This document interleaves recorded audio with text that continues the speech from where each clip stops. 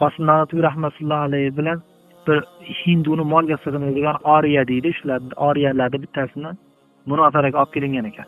Ular nimani isbotlaydi? Molni xudoligini isbotlaydi endi so'zicha. Munozarada ozginagina ovqat yebdilar bu kishi. Rosa ovqat yebdi. Ovqatini yegandan keyin hali munozara boshlangan yo'q, tortishish. Hozir o'zimizda ovqat yeyishimizga qaraganda men ajoyib pol oldim debdi. Ya'ni men o'zimda g'olib bo'lishligim haqida nima bo'ldi debdi, gumonim paydo bo'ldi debdi. Chunki ovqat yeyishda mendan yutkazasiz debdi. Ovqat yeyishda boshida muqaddimada men yutib qo'yaman sizdan debdi. Yana Qosim Nanotov aytganlarki, ovqatni qo'yishlar munozara qilayotganmiz, til bilan tortishib olmaysanmi deganlar.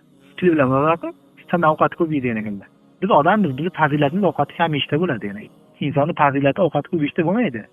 Fazilat ovqatni kam yeyishda bo'ladi. Agarlarga mana munozara qilishni bunday qilib munozara qilamiz dedilar. Bir uyga kiramiz dedilar. Ustimizdan bekitamiz. Ovqat olmaymiz qo'limizga dedilar. Sen o'tirgan uyda kaliti meni odamlarimning qo'lida bo'ladi. Men o'tirgan uyda kaliti sen odamlarning qo'lida bo'ladi. Bir oydan keyin ochish dedilar. Gap qarang. Bir oydan keyin ochamiz dedilar. Kim tirik tursa o'sha yutgan bo'ladi dedilar. U aniqki odam 3 kunda o'lib qolar ekan u. 3 kunda o'lib qoladi. Keyin Qosim Nanotovning shogirdlari tahonaga aytgan ekanlar, taqsir 1 oygacha ham o'tiraveramiz degan ekanlar. 6 oygacha ham o'tiraveraman degan ekan qarang. Nima bilan quvvat olasiz? Xudoning zikri bilan degan ekan. Xudoning zikri bilan olaveraman. Ovqat yemayman, ovqat yemasam umr bo'yi ham yurib qo'yaveraman, tark sunnat ummasini qo'rqaman degan ekanlar. Janob Rasul payg'ambar o'tib ovqat yerdilar-ku deb qo'rqaman degan ekanlar. Ya'ni ovqat yeyman. Agar qo'ysa, o'zimga qo'ysa xudoning zikri bilan yashab yuraveraman degan ekanlar. Qosim Nanotov.